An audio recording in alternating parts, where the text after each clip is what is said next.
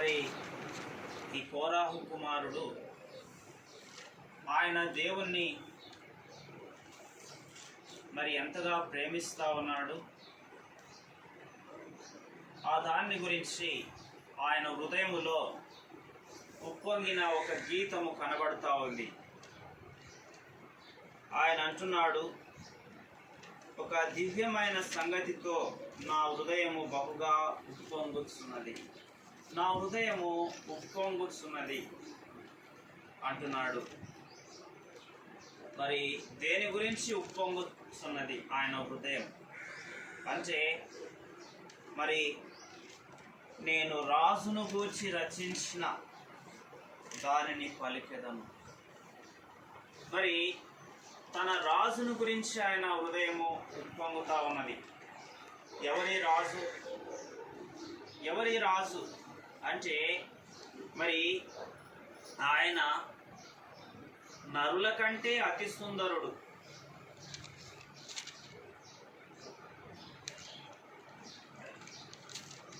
ఆ సుందరుడైన రాజును గురించి ఆయన హృదయము ఉప్పొంగుతా ఉన్నది.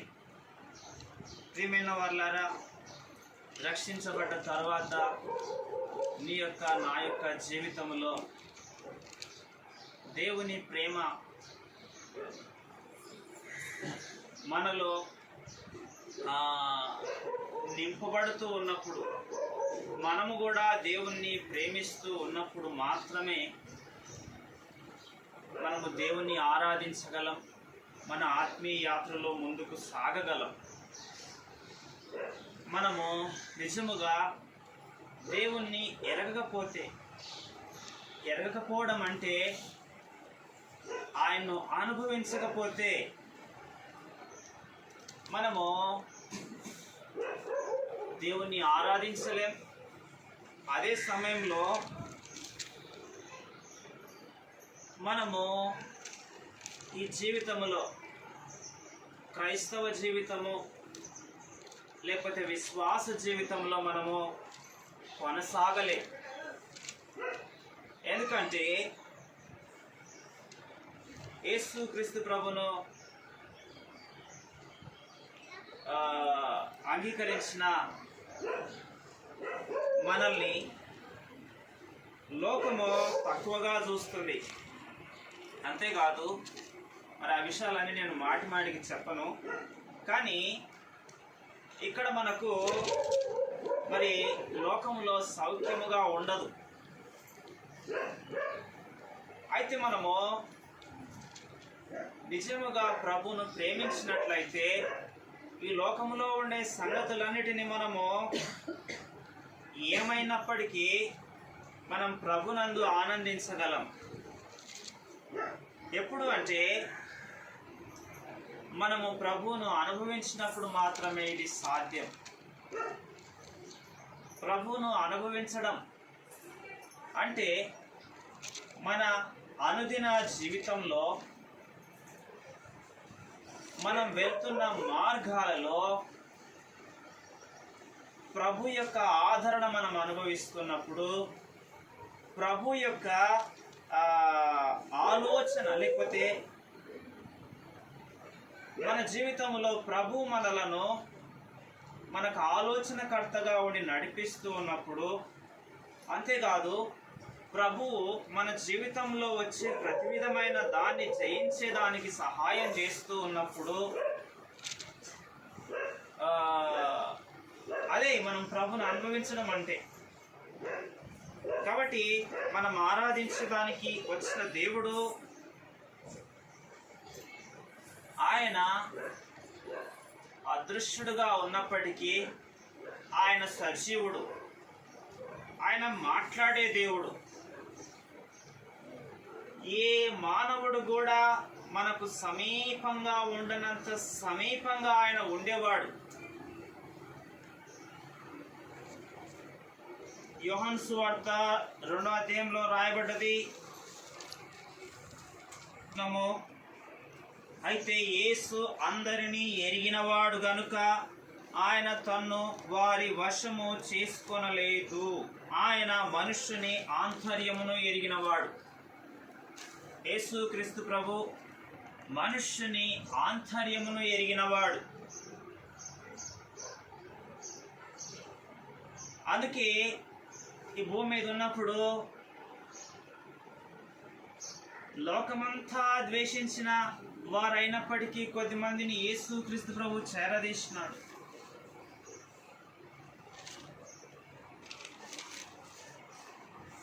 అదేవిధంగా యేసుక్రీస్తు ప్రభు కూడా ఆయన సన్నిధికి వచ్చిన మనందరి యొక్క ఆంతర్యాన్ని ఎరిగిన వాడు, అంతరంగాన్ని, హృదయాన్ని ఆయన అర్థం చేసుకున్నవాడు. అందుకే మొదటి సమూయేలు గ్రంథము 16వ అధ్యాయంలో చూస్తే,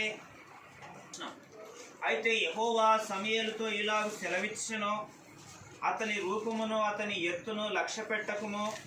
మనుషులు లక్ష్యపెట్టు వాటిని యెహోవా లక్ష్య పెట్టడు. నేను అతని త్రోసివేసి ఉన్నాను. మనుషులు పై రూపమును లక్ష్య పెట్టుదురు కానీ యెహోవా హృదయమును లక్ష్య పెట్టును. చూడండి,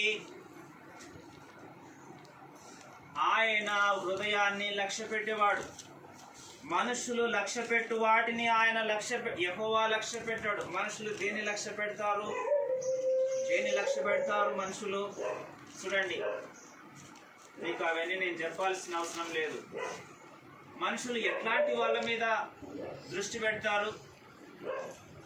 కానీ మనుషులు లక్ష్య పెట్టే వాటిని యెహోవా లక్ష్య పెట్టాడు. ఆయన హృదయాన్ని లక్ష్య పెట్టేవాడుగా ఉన్నాడు. ఇక్కడ మనం చదువుకున్న ఈ మాటల్లో మరి ఈ మాట రాస్తున్నప్పుడు దేవుడు మరి యెషయా యొక్క ఇంటికి ప్రవక్త అయిన సమూయేలును పంపినప్పుడు యెషయా తండ్రి అనుకున్నాడు, దేవుడు నా ఇంట్లో మరి ఒక వ్యక్తిని అభిషేకించాలనుకున్నప్పుడు నా పెద్ద కుమారుడిని అభిషేకిస్తాడేమో, రెండో కుమారుడిని అభిషేకిస్తాడేమో, మూడో కుమారుడిని అభిషేకిస్తాడేమో అని ఆ విధంగా ఒక్కొక్కరిని పెడుతూ వచ్చినాడు. కానీ దేవుడు యెషయా అనుకోనని ఒక వ్యక్తిని గురించి మాట్లాడుతూ ఉన్నాడు. ఆయన తృణీకరించబడ్డవాడు. ఇంటిలో మరి ఆయనకు ఎన్నిక లేదు. ఆయన అరణ్యములో మరి గొర్రెలు కాసుకునే వ్యక్తి. ఆయన లక్ష్య పెట్టినాడు. కాబట్టి మనలో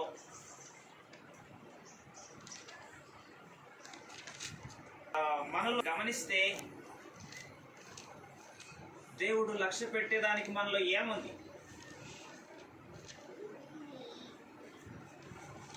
ఆయన హృదయాన్ని లక్ష్య పెట్టేవాడు. మన ఆంతర్యాన్ని ఆయన చూస్తున్నవాడు.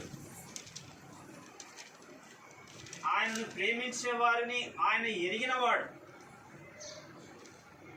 కాబట్టి ఈ ఉదయకాలము మనము జ్ఞాపకం చేసుకుంటున్న వచనం ఏంటంటే కీర్తన 145లో మరి కోరాహు కుమారులు రాసిన పాటలో మరి ఒక రాజును గురించి రాస్తా ఉన్నాడు.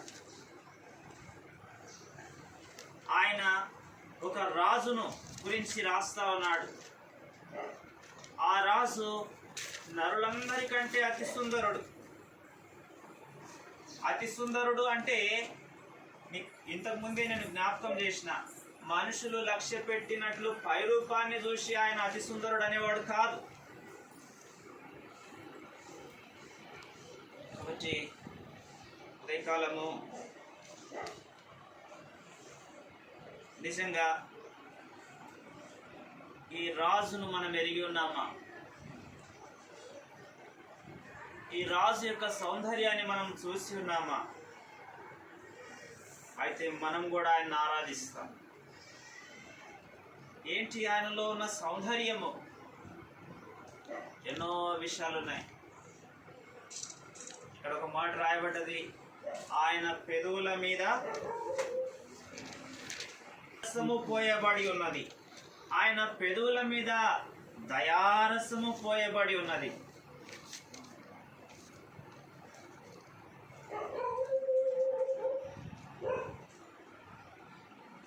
వచనాలు.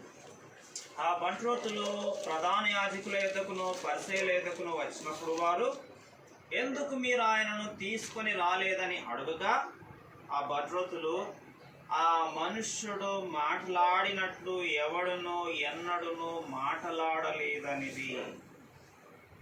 చూడండి, యేసు క్రీస్తు ప్రభును బంధించి పట్టుకొని పోయేదానికి కొద్దిమంది బంట్రోతులు వచ్చినారు, అంటే బంటోళ్ళు వచ్చారు.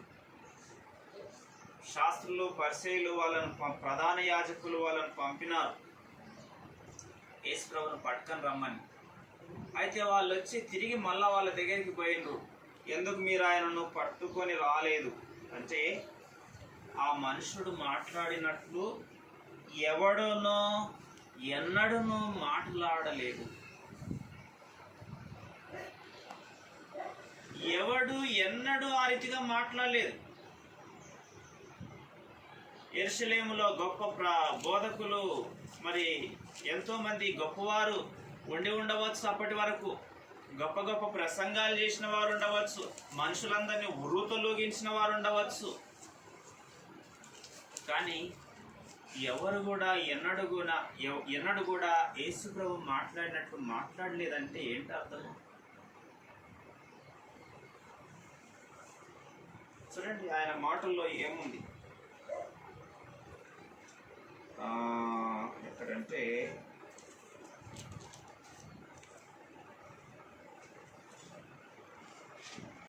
లూకాసు వార్త 4:22. అప్పుడు అందరూ ఆయనను గూర్చి సాక్ష్యం ఇచ్చు, ఆయన నోట నుండి వచ్చిన దయగల మాటలకు ఆశ్చర్యపడి, ఈయన యోసేపు కుమారుడు కాడా? ఈయన యోసేపు చూడండి, ఆయన నోట నుండి వచ్చిన దయగల మాటలకు ఆశ్చర్యపడి. చూడండి, ఆయన మాటలో ఏముంది? ఆయన మాటల్లో ఏముంది అంటే దయ ఉందంట.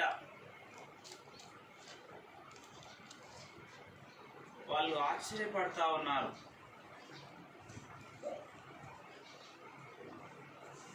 ప్రియమైన వాళ్ళారా, యేసు ప్రభు యొక్క సౌందర్యము ఏంటి అంటే, ఆయన పెదవుల మీద దయారసం పోయబడ్డదంట. ఆయన ఎవరి మీద దయ చూపినాడు? ఎవరి మీద దయ చూపినాడు? చూడండి, ఒక ఆయన ఏమంటాడంటే, అందరికీ తెలిసిన మాట,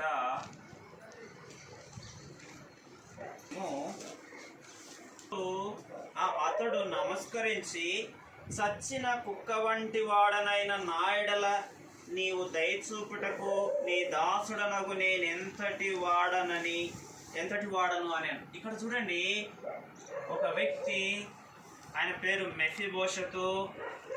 ఈయన దావీదు రాజు దగ్గరికి వచ్చి ఏమంటున్నాడంటే, చచ్చిన కుక్క వంటి వాడనైన నా మీద దయచూపుటకు నేనెంతటి వాడను. ఈ మెఫీబోషతు మరి దావీదు ప్రాణము తీయగోరిన సౌలు యొక్క మనమడు.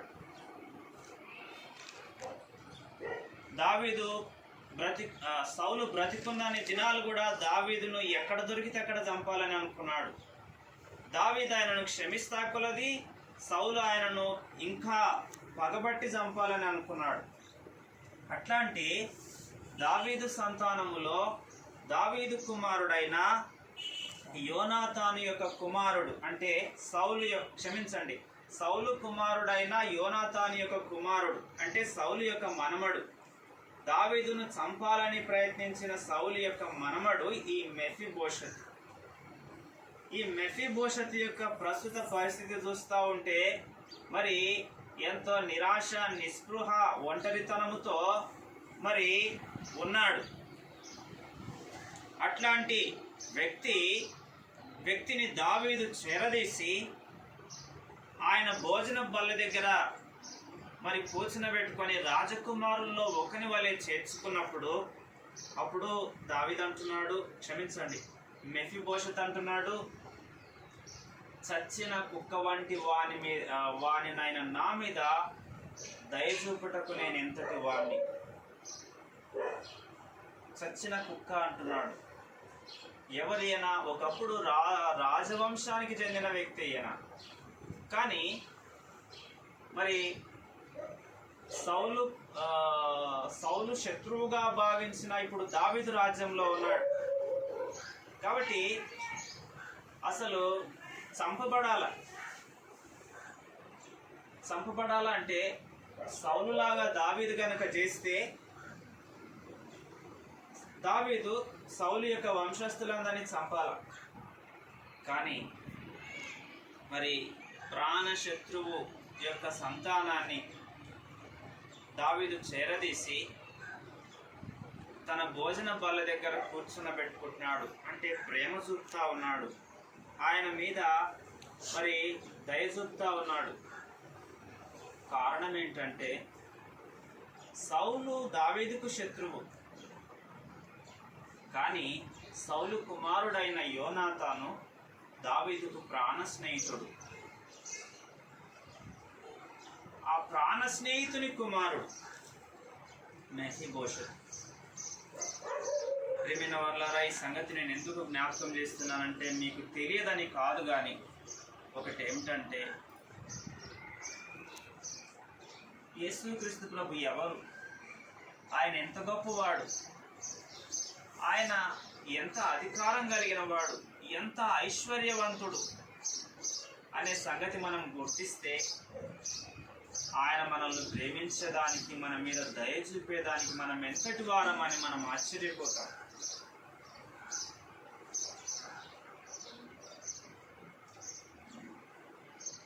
ఆయన యేసు ప్రభు గురించి మనకు తెలుసు కొంత మట్టుకు. కలిగి ఉన్నదేది ఆయన లేకుండా కలగలేదు. అంటే భూమి మీద ఉన్న సమస్తాన్ని కలగజేసిన వాడు, సర్వాధికారం కలిగిన వాడు. భూమి మీద ఉన్న వారిలో కానీ పరలోకంలో ఉన్న వారిలో కానీ ప్రతి మోకాలు ఆయన నామంలో వంగాల. ఆయన మహోన్నతుడగు తండ్రి యొక్క కుడిపార్శ్వమున ఆసీనుడై ఉన్నాడు. మరి సర్వాధికారము ఆయనకు అప్పగించబడ్డది భూలోకమందు పరలోకమందు. ఆయన మరి అంతగా ఉన్నతంగా హెచ్చించబడ్డవాడు. చూడండి, ఆయన మహోన్నతుడైనను దీనులను లక్ష్య పెట్టేవాడుగా ఉన్నాడు. అయితే నన్ను లక్ష్య పెట్టినాడు. నువ్వు నేను కూడా మరి మెఫీబోషెత్ అయితే చచ్చిన కుక్క అని చెప్పుకున్నాడు. మనము కూడా మన జీవితంలో మన స్థితి ఏంటి జాగ్రత్తగా మనల్ని మనం పరిశీలించుకుంటే, మన అంతరంగాన్ని పరిశీలించుకుంటే, మన హృదయ స్వభావాన్ని పరిశీలించుకుంటే అది దేవుని దృష్టికి ఎంత విరోధంగా యోచించింది, ఎంత విరోధముగా మరి అసహ్యంగా దేవుని దృష్టికి ప్రవర్తించింది మనం ఎరుగుదు. అట్లాంటి మనలను ప్రభు ప్రేమించినాడు, మన మీద దయ చూయించినాడు. ఆయన కటాక్షాన్ని బట్టి ఆయన కటాక్షం మన మీదకి వచ్చింది. ఆయన మనల్ని చేర్చుకున్నాడు. ఆయన మనలను రాజకుమారులుగా చేసినాడు. మనల్ని ఇప్పుడు రాజకుమారులుగా చేసినాడు. కాబట్టి యేసు ప్రభు యొక్క సౌందర్యము గురించి మనము ఆలోచిస్తే ఆయన పెదవుల మీద దయారసం ఉందంట. గుణలక్షణాలు అక్కడ ఎన్నో ఉన్నాయి. నేను చదివింది 2 వచనాలు. ఆ రాజు యొక్క సౌందర్యం గురించి, ఆయన నరుల కంటే అతి సుందరుడు అనే ఒక మాటని నేను జ్ఞాపకం చేస్తున్నాను. నరుల కంటే అతి సుందరుడు అంటే ప్రియమైన వాళ్ళరా, ఏ మనుష్యుడు కూడా దయ చూపనంత దయ ఆయన కలిగిన వాడు. ఏ మనుష్యుడు కూడా మనల్ని ప్రేమించలేనంత ప్రేమ ఆయన మన పక్షంగా చూయించినాడు, ఆయన రుజువు చేసుకున్నాడు. ఏ మనుష్యుడు కూడా మనల్ని హెచ్చించలేనంత విధంగా ఆయన మనల్ని హెచ్చించినాడు. ఎఫెసీయులకు రాసిన పత్రిక 2వ అధ్యాయంలో చూస్తే మనల్ని ఎంతగా హెచ్చించినాడు. ఎఫెసీయులకు రాసిన పత్రిక 2వ అధ్యాయము. యేసునందు మనలను ఆయనతో కూడా లేపి పరలోకమందు ఆయనతో కూడా కూర్చుండబెట్టెను. పరలోకమందు ఆయనతో కూడా కూర్చుండబెట్టెను. కాబట్టి ఆయన మనల్ని హెచ్చించినాడు. ఆయన మన మీద దయ చూపినాడు. ఆయన మనలను ఉన్నతమైన ప్రేమతో ప్రేమిస్తా ఉన్నాడు.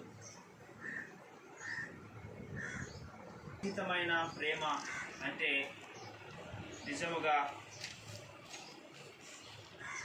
చూడండి, మనం ఒక వ్యక్తిని ఎంతవరకు ప్రేమిస్తామో దానికి హద్దులు ఉంటాయి.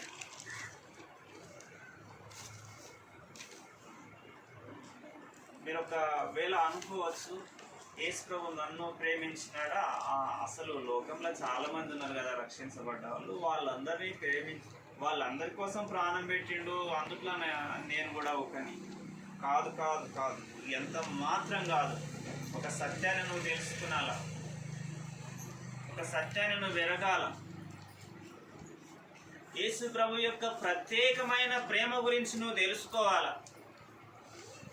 ప్రత్యేకంగా నిన్నెంత ప్రేమిస్తున్నాడో నువ్వు తెలుసుకోవాలా. ఎప్పుడు తెలుసుకుంటాం? పరిస్థితులన్నీ బాగున్నప్పుడు తెలుసుకోలేము. మనుషులంతా మనల్ని కొనియాడుతూ ఉన్నప్పుడు తెలుసుకోలేము. అప్పుడు మనం తెలుసుకోలేము. యేసు ప్రభు ఎవరి దగ్గరికి పోతాడు?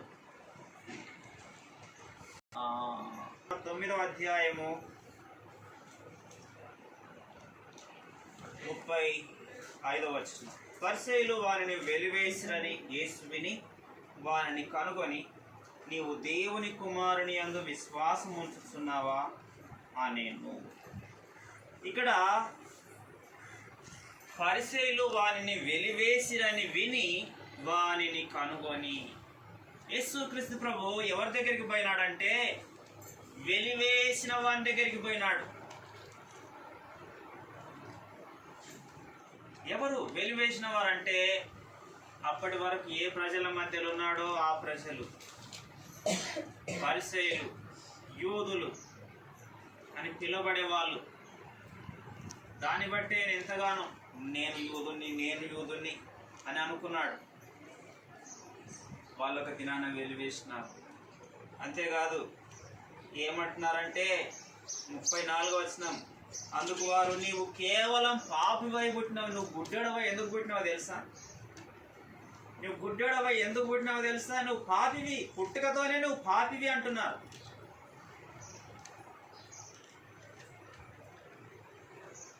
నీ పాపము అన్నట్టుగా మాట్లాడుతున్నారు. అసలు నువ్వేది మాకు చెప్పేది అంటున్నారు. యేసు ప్రభు గురించి నువ్వు చెప్తావా మాకు అంటున్నారు. ఎందుకంటే యేసు ప్రభు గురించి ఆయన ఏమంటున్నాడంటే, యేసు ప్రభు గురించి వాళ్ళు ఏమని అడిగినారంటే, మాకు తెలుసు ఆయన పాపి, నువ్వేమంటావు అంటే, ఇక మనకి ఈ పాపి కాదంటే ఇంకేమైనా కొట్టేటట్టున్నారు అనుకున్నాడేమో. అనుకొని ఆయన పాపియో కాడో నాకు మాత్రం తెలియదు, కానీ ఒకటి మాత్రం నాకు తెలుసు, ఒకప్పుడు నేను గుడ్డివాణ్ణి, ఇప్పుడు చూస్తున్నాను. దాని అర్థం ఏంటంటే ఆయన నన్ను ఇప్పుడు వెలిగించినాడు అని చెప్తా ఉన్నాడు.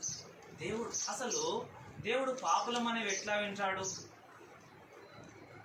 ఆయన పాపి అయితే దేవుడు, మరి తండ్రి అయిన దేవుడు ఆయన మనవి, ఆయన ప్రార్థన ఎట్లా విన్నాడు అని అంటున్నాడు. అప్పుడు ఆయన వెలివేయబడ్డ ఆయనను యేసు ప్రభు మరి కనుగొని చేరదీస్తా ఉన్నాడు, చేర్చుకున్నాడు. చూడండి, వెలివేయబడ్డవాడు, సమాజం చేత వెలివేయబడ్డ కుష్ఠరోగి. మార్క్స్ వార్త 2వ అధ్యాయం. కుష్ఠరోగి ఆయన యుద్ధకు వచ్చి 40వ వచనం. ఒక కుష్ఠరోగి ఆయన యుద్ధకు వచ్చి ఆయన ఎదుట మోకాళ్ళను నీకు ఇష్టమైతే నన్ను శుద్ధునిగా చేయగలవని ఆయనతో చెప్పి ఆయనను వేడుకొనగా ఆయన కనికరపడి చేయి చాపి వానిని ముట్టి నాకిష్టమే నీవు శుద్ధుడవు కమ్మని వానితో చెప్పాను. చూడండి, సమాజంలో నుంచి వెలివేయబడ్డవాడు, అందరి చేత తృణీకరించబడ్డవాడు ఎలాంటి దీనస్థితికి వచ్చినాడంటే, నీకు ఇష్టమైతే నన్ను శుద్ధినిగా చేయి అంటే నేను ఎవరికి ఇష్టం కాదు, నీకైనా ఇష్టమా, ఒకవేళ నీకు ఇష్టమైతే నన్ను శుద్ధినిగా చేయి అని చెప్తే, చూడండి ఆయన హృదయం ఎలాంటిదో యేసు ప్రభు ఎరిగినాడు. ఆయన పైకి కుష్ఠరోగం ఉంది, కానీ ఆయన హృదయంలో ఎంతో సౌందర్యం ఉంది. ఏంటా సౌందర్యము? ఆయన హృదయంలో ఉన్న సౌందర్యం ఏంటి? చూడండి, పేతురు రాసిన మొదటి పత్రిక 5వ అధ్యాయము. పేతురు రాసిన మొదటి పత్రిక, చిన్నలారా మీరు పెద్దలకు లోబడి మీరందరూ ఎదుటివాని ఎడల దీన మనసు అను వస్త్రము ధరించుకొని మిమ్మును మీరు అలంకరించుకొనుడి. దేవుడు అహంకారులను ఎదిరించి దీనులకు కృప అనుగ్రహించును. ఆ కుష్ఠరోగికి అదే ఉంది, దీన మనసు ఉంది. అది దీన మనసు అంటే ఏంటంట? దీన మనస్సు అను వస్త్రము ధరించుకొని మిమ్మును మీరు ఆ కుష్ఠరోగి బట్టలు ఎట్టున్నాయో మనకు తెలియదు, కానీ ఆయన దీన మనస్సు అనే వస్త్రము, అలంకారమైన మంచి వస్త్రాన్ని ధరించుకున్నాడు. అందుకే యేసు ప్రభు ఆయన దగ్గరికి పోయి చాలా మందికి ఎట్లా స్వస్థపరిచినాడు అంటే, మాట చెప్పి స్వస్థపరిచిండు, రకరకాలుగా స్వస్థపరిచిండు. ఇక వచ్చారు కాబట్టి ఏదో రకంగా స్వస్థపరిచి పంపించినాడు. కానీ ఈ కుష్ఠరోగికి చేయి చాపి ముట్టి, ఎందుకు ముడుతా ఉన్నాడు, ఎందుకు చేయి చాపి ముట్టుకుంటున్నాడు అని మనం అనుకోవచ్చు. ఆయన నిరాకరించబడ్డవాడు కాబట్టి యేసు ప్రభు నేను నిరాకరించలేదు అని సూచించేదానికి ముట్టుకున్నాడు. అది వాస్తవమే. కానీ యేసు ప్రభు ఆయనను ప్రేమించడానికి కారణం ఏంటంటే ఆయన సౌందర్యం, అంతరంగ సౌందర్యం. కుష్ఠరోగి చాలా అందంగా ఉన్నాడు యేసు ప్రభు దృష్టికి. వాళ్ళారా, మనం ఎట్లున్నాం? పైకి ఎట్లున్నాం, లోపల ఎట్లున్నాం? దేవుని వాక్యంలో రాయబడ్డ కీర్తన 96లో రండి.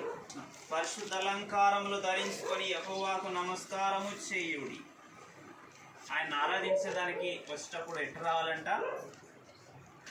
పరిశుద్ధ అలంకారాలు. ఏంటి పరిశుద్ధ అలంకారాలు? ప్రేమైన వాళ్ళరా, ఏంటి పరిశుద్ధ అలంకారాలు? బయటివి కావు, ఇవి లోపలివి. మీ హృదయపు అంతరంగ స్వభావం మీకు అలంకారంగా ఉండవలెను. సాధువైనట్టు మృదువైనట్టు గుణమను అక్షయాలంకారం అని రాయబడ్డది. సాధువైన గుణము, మృదువైన గుణము, హృదయపు అంతరంగ స్వభావం ఆయన సౌందర్యంగా ఉంటుందంట దేవుని దృష్టికి. దీన మనస్సు,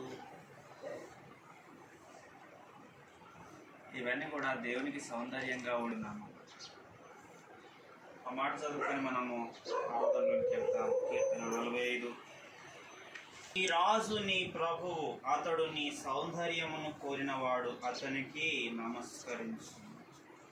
ఈ రాజు నరులలో అతి సుందరుడైన రాజు, పెదవుల మీద దయారసం ఉన్నది. ఆయన ముఖములో కటాక్షం ఉన్నది.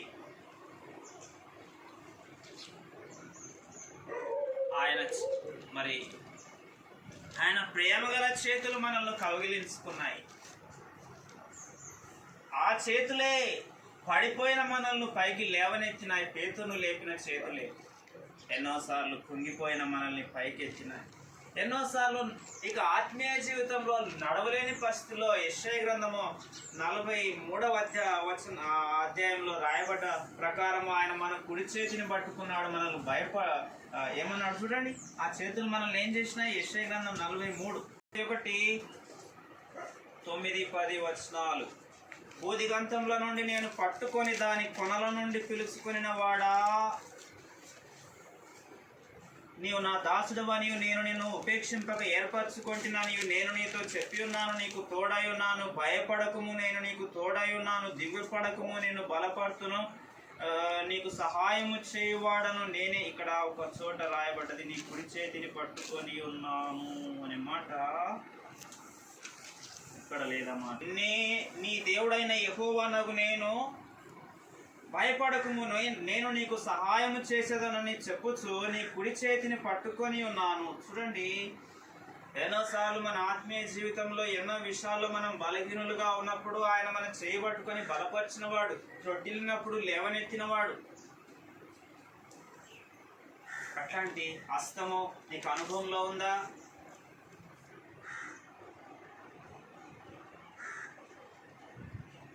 తప్పిపోయిన కుమారునిలాగా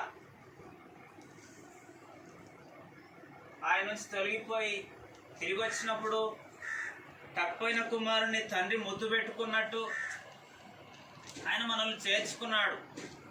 ఆ ముద్దు నీకు అనుభవం ఉందా? కాబట్టి ఉదయకాలం ఆ రాజుని గురించి నువ్వు కూడా ఎరిగి ఉంటే మనము ఈ సమయంలో ఒక్కొక్కరము ఆ విధంగా ప్రభువును మనము ఆరాధిస్తాం.